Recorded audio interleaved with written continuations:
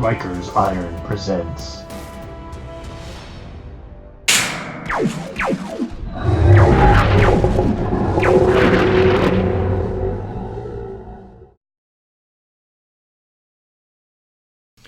So, ladies and gents, let's kick off this MonTalk. This first ever MonTalk.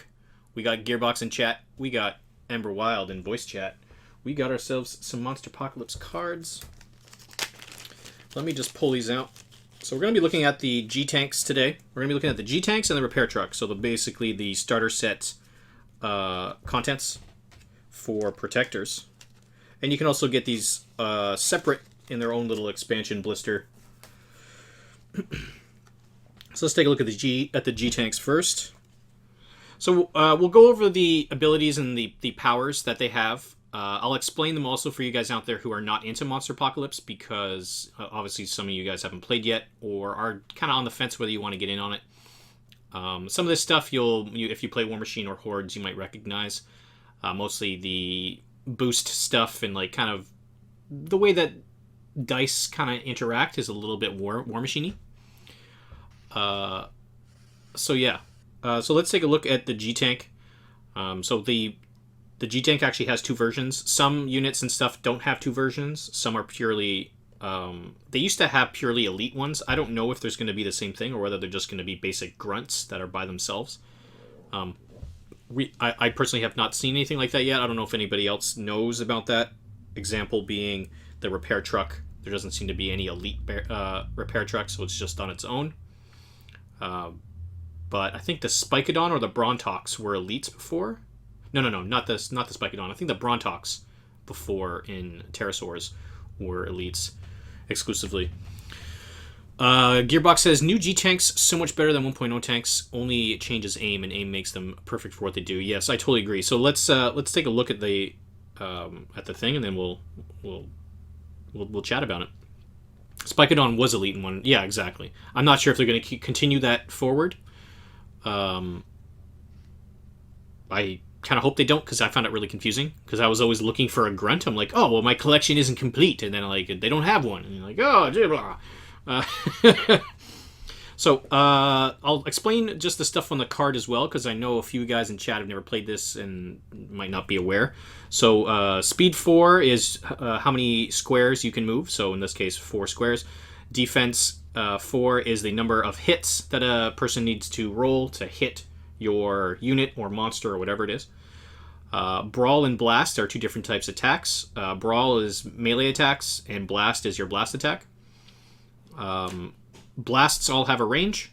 I haven't seen a Brawl with range. I don't know if there's going to be anything that has like a licky tongue kind of like bleh, or if that's going to be considered a blast attack. Who knows? But right now all Brawls and Blasts are pretty straightforward. The little symbols you see on the side here are the dice. And the one thing that I found interesting, particularly about the G-Tank, is the G-Tank doesn't give you any initial boost dice. So the way it works is you have action dice, which are the number here. So one action dice when you do a brawl. So whenever this tank does a brawl attack, I can include up to one action dice to perform the attack. What's weird for me personally is that there's no blue. If you look at the Belchers, I believe the Belchers actually have a blue boost dice. I think this was to offset the aim ability and kind of give it a purpose and having that boost.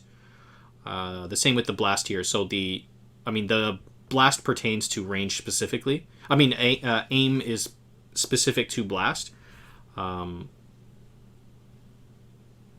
again, there's no initial blue for the G-Tanks. The one thing though that I found particularly regarding the defense of this guy is it's extremely high.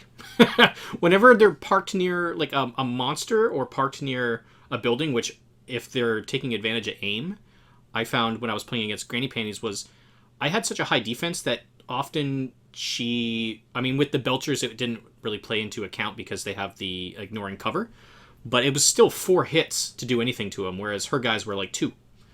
So aim. So this model gains +1 boost dice when participating in blast attacks if it did not move this turn. In all terrain, this model treats rough terrain as open terrain, which is pretty cool. again, for moving and getting into position, so you can take advantage of aim. Very, very useful piece. Aim I found really interesting combination with a lot of these spawn points. You can spawn dudes in a way to take control of a building, so you actually don't have to move the G-Tanks often at the start of the game to get control of things. Maybe not necessarily at the start of the game, but maybe a second unit turn. I found that using the spawning points to push my units into position to take control of stuff was really useful with these guys. What's going on in chat here? Striker says, I don't think the elite Bleh. I don't think the Explodahawks will have an elite version. I totally agree. I don't think they will either. It doesn't make sense. This model's a tank. Melee isn't really what it's about. You have ninjas, dinos pair with it. Yeah, exactly. Like, this guy is not about brawl. If you get into a brawl with this, I don't know why you'd ever roll a brawl. Maybe if something negates blast attacks entirely. I don't know. Maybe a brawl would be good. I want to say something in, I believe in Mark 1, they had some that denied blast attacks or something like that. Oh, okay, cool. So then there you go. I guess that would be the reason why it's there. If something is going to negate melee, then. Although getting run over by a tank, you should have more brawl. Yeah, I totally agree. Maybe. Well, I mean, the things are kind of big that they're trying to run over, so I can see why they're not really brawly. Bouncing off. Yeah, exactly. It's like kunk. It's just like a truck running into a truck. You know, just like dink dink. It's not going to run over. It's just going to go. Hello there. Go head on. Yeah. So just taking another look at this guy before we look at its elite version, I found that it's just like set these guys up. At least for me personally, I found that setting them out there into position early on, and just sitting them there was their entire purpose. Like, just plop them down, aim at shit, and blast the crap out of things. I think the comms array also adds range +1. I'm not sure. Do you know if that's true, Amberwild? I think it's +1 range, right? I thought it was +2, but it might just be +1. Okay, so it's +1 or +2 added onto this with the aim bonus, and then the elite popped in there. Just a really great little, I guess, hold and smash thing. I myself am not going to be playing with 2 expansions of these guys. However, I do feel like in a larger group they're way more effective. I'm not going to be playing with them just because I like having a variety on the table. But if I was to play tournament elite lists, then I would definitely have 2 sets of these guys. So the 3 normals and the 2 elites. Gearbox says in 1.0 radar was +2 range. 2.0 comms array is +1 range. Okay, there you go. Comms array is +1 industrial. Yeah. Striker says comms array is +1 and industrial plank is +1 speed. Yeah, exactly. And that's going to be crazy for jets. Carnodons. Oh yeah, Carnodons too. Oh my god. But we'll talk about that when Carnodons come out. So not every, but a lot of the base units that are coming out all have an elite version. And again, not all, but a lot. Like the Belchers core tanky units, they have an elite version. The little squadron dudes, elite version, like the flying dudes. And most of them have almost the exact same thing. I'm not really sure if there are other elites that do different stuff with +1 to some sort of attack.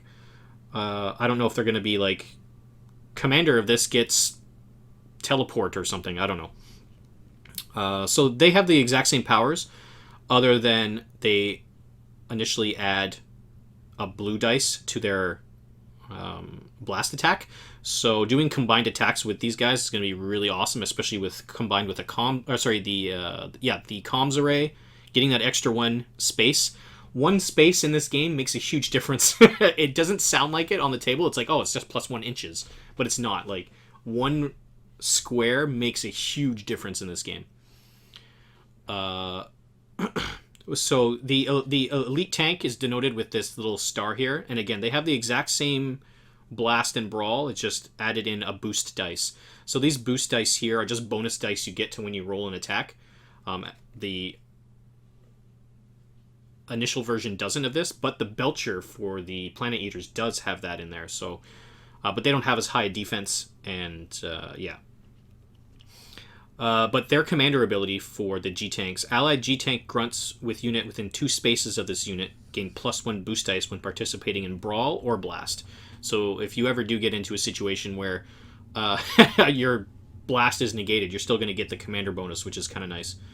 And again, they kind of follow under the same thing.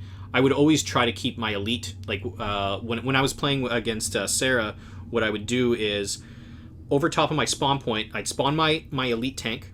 I'd bump my elite tank out. So you can spend an action dice to move guys off of spawn points in the game. So I spend an action dice, get my elite out, bump him up, take control of someplace, or set up my control zone near one of my buildings. What I tried to do a lot was have it in place to where I think the monster might end up, because I won one of my games against her with a combined tank attack at that last. I needed that last damage, and all I had was a unit turn. So I was just like, aim, fire everything on it, and it ended up taking them down. Oh shit, getting a little bit of lag there. Yeah, so setting up your defense, I feel like with these guys would be very fun. I think that'll be probably the funnest part of this. I like units where once I set them up, I don't have to worry about them. I might move them around to get a few positions, or maybe move away because a building was destroyed. But I like units where I can set it and forget it. You know, that old infomercial with the chicken rotisserie. Just set it and forget it. Yeah, I don't know if anybody else has anything to input on this. I mean, these guys, I feel like, are the baseline. Like this is where this and the Belchers are the baseline for the entire game, and anything above and below this will be probably compared to these two moving forward, at least until something else becomes standard. But I have seen a lot of people's lists contain like 7 G tanks and a lot of air units, so people are really liking these already. I really like them. Again, the only reason why I'm not purchasing a second expansion is because I have enough shit to paint. But if I was to play, I would definitely recommend 2 of these bad boys. Or in this case, it would be, I guess, 6 regular units and 2 elites. I think basically just starting off with what you got out of the starter set is probably going to be fine for most people. Yeah, I totally agree. If you really want to go guard heavy, I would probably get another unit blister of those dudes. Yeah, I definitely agree. If you're going to play guard, or even guard exclusive, you definitely want a majority of these. I myself, like I said, I'm going to be having like my 10 units from, guard, my 10 units from the Zors, and 10 units, Shadow Sun, and 10 units from the pterosaurs, and mixing and matching as I feel for whatever map we're playing on or whatever, and monster I know I'm going to be facing against. Especially with Sarah, she's really gung-ho on a Gorgadra plus Mothership combo. So Gorgadra's a beast, man. Every time with like that last live game that they did with like Gorgadra taking down 2 monsters, like that was bananas. Gearbox says, I highly doubt... Oh, wait, no, I missed something here. I wonder if the Rocket Chopper will have an elite. If it does, I can see Advanced Spotter as its ability. That can be kind of cool. I can't see them doing an elite Rocket Chopper without it being in the original blister. Yeah, it would be kind of weird if they released an elite one later on. Again, I know we were talking about this maybe a little bit heated on the MonPoc thing about a card database. I think that a card database would be awesome to do expansions and things, but right now I don't see it happening right off the bat, unless they make it part of their gallery. Like you go to the gallery for the miniatures, and there's also the card here. You can click on the card and see what it is. I hope they do that, but if they don't, I couldn't see a card gallery coming up anytime soon. But that could be a cool way to release stuff, because you don't. Like, I know that the blister itself is made to contain all the parts that they want to release for that, but who knows? Maybe later down the road they might do, like, buy like one elite and 2 grunts of this unit with 2 support pieces. Maybe they'll have alternate blister packs with alternate combinations of stuff, because all that really is just swapping in and out stuff and adjusting the price, right? So, I mean, that could be... I don't know if that would ever happen, but that could be a cool thing maybe in the future. But yeah, I don't think that there'll be an elite rocket chopper. Yeah, so... I mean, I don't know about you, Emberwild, but, I mean, the G-Tank I feel like is a pretty standard baseline for everything moving forward.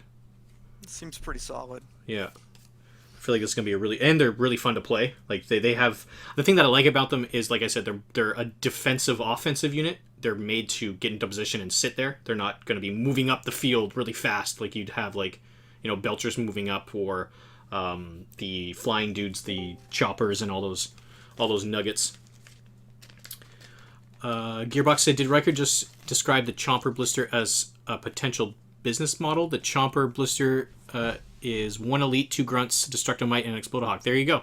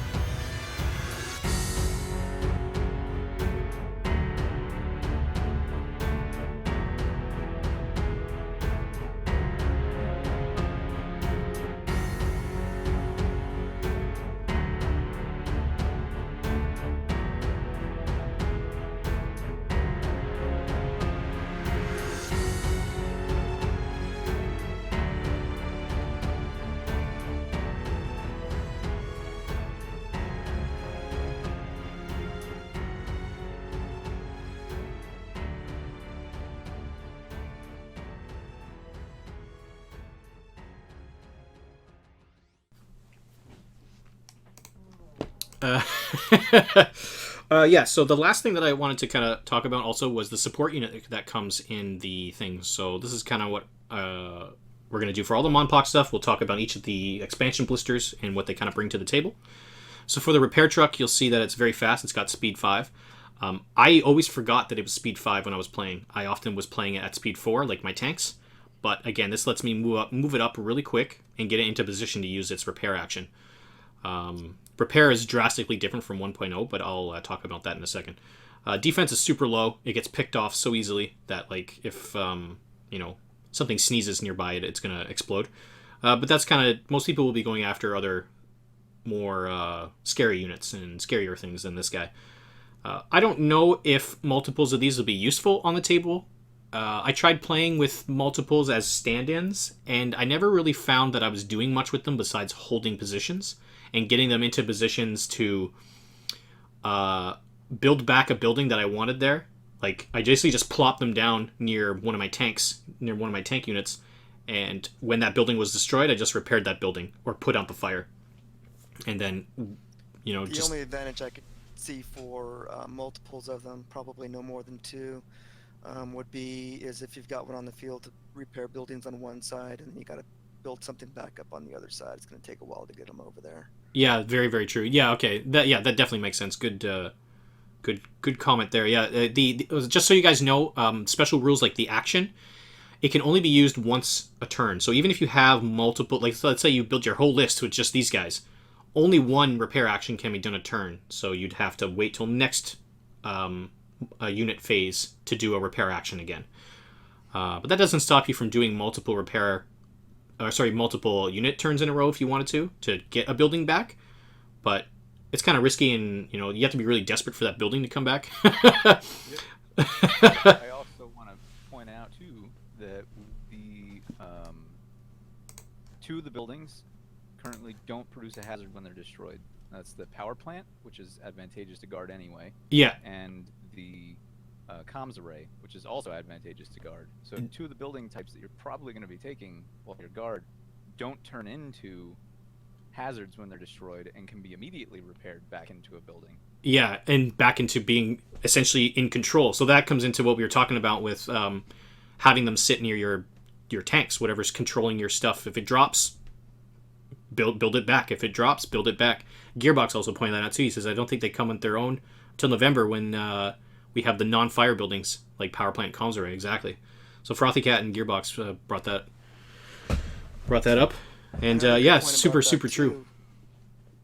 Is that when they do repair the buildings, it could be any building. It doesn't have to be the same one that was on that foundation. Yes. Oh, that's actually true. I never even thought of that. That's actually really, really clever. I didn't even think about that. I was always just picturing building back the same building. That's actually really awesome. That is a good little tidbit. Now, it does have to be a destroyed building. Yeah. So it had to have been one of the buildings that was placed on a foundation and got destroyed earlier in the game. But it doesn't matter if it got destroyed across the map, as long as it is in the pile of destroyed buildings, whether it was your opponent's building or yours that got placed, it's still eligible to be repaired back into place again. Oh man, that's awesome. I had no idea. I didn't even think about it. Didn't cross my mind at all, but that's really cool, being able to repair for and bring back buildings, even from your opponent's selection of destroyed stuff. That's actually really neat. This guy got a lot more exciting all of a sudden. I'm like, ooh. Very, very cool. But yeah, so as also Emberwild pointed out, having two of them would be advantageous for just keeping both sides of the map. You know, if there's something over there that, you know, needs immediate repair, or you want to get a second thing or something dropped, you can get it back on the table. But yeah, so the ability, for those of you who don't know, says during your unit activation, this model can spend 1 action dice while adjacent to a debris tile in order to perform a repair action. If the tile is a hazard, flip it to the rubble side. If the tile is rubble and is unoccupied, remove it and return a destroyed building to play on that foundation. So, like Frothy Cat and Gearbox pointed out, when it is down, it's those two specific buildings, the power plant and the comms array, they don't go into a fire status, or a hazard rather. So you can immediately build it back, and everything is good to go, and you can take advantage of it again. The other thing that can be potentially useful is, I mean, if you've watched any of the weekly brawls, you can see that by the end of the game, the game state has reduced most of the city to rubble. Yeah. And as the buildings get destroyed, either by units, monsters, or by power attacks, you start decreasing the amount of damage potential that's on the board. If you can repair a hazardous building back into place in order for setup for your monster turn, that might be a little bit complex, depending on, you know, your opponent may not let you get away with that kind of a thing. Yeah. But if the situation arises, you could theoretically set yourself up for additional damage on your monster turn. That actually is a really good point. Yeah, that's true. I never thought of that. Where bringing back those hazard buildings to set up your monster turn really well, especially if it's one of those mind games too, where that situation I feel like will come up when it does come up, your opponent will learn about it very harshly. They probably won't make that mistake again, but if you do pull it off, it'll be very, very potent, and something that'll pull out a win or two out of left field. Now, one thing that I did run into definitely in a couple of test games was that Gorgadra and any other pedestrian or non-flying, non-high mobility monsters, they can't get around buildings unless they can clear them or rampage through them. Yeah. My wife loves doing that with Gorgadra. She'll just rampage through a series of buildings to get places and get all her power dice. Sure, but if you had maybe, you know, your opponent looked like they had a good angle on you for a power attack, you can set up a building in their way to make it so they have to waste a bunch of move going around it. This came into play on the league map with the volcano in the center. Yeah. You've got those 4 buildings on the corner of the volcano. Yeah. And between the volcano and taking a damage to move wherever you want, and having the buildings in the way, for a pedestrian, honestly, that map is kind of a nightmare a little bit. You have to do a lot of planning and moving around stuff. So this repair truck dude is going to be a very much of a douche unit. He's going to be like the circle shifting stones of MonPoc or anything with repair in that matter. The other thing to look at too is that Stomp flips hazards to rubble too, so that would help those guys out a little bit. Oh yeah, that's true. Flipping over those and also clearing out any guys who might be a threat to him to bring him. And then build your building back up. And then build the building back up. For all the catches, a wise man, good insight, says Gearbox. Very, very true. Well, I just want to point out that it was my opponent that did the cool move. That, put the buildings back in my way so that I couldn't move through them. So, it's maybe But not you my did wisdom. learn from that. I definitely, yeah, that's true. That was an immediate regret. Oh, Striker says you can blow up something on your opponent's side of the field and make it an apartment building. Very true. Beat back 2 apartments I just rebuilt. Yeah. So I don't really have. I mean, that's some really good stuff. That brought some really cool strategies and things that I never really considered with the repair truck to the table. Very, very neat.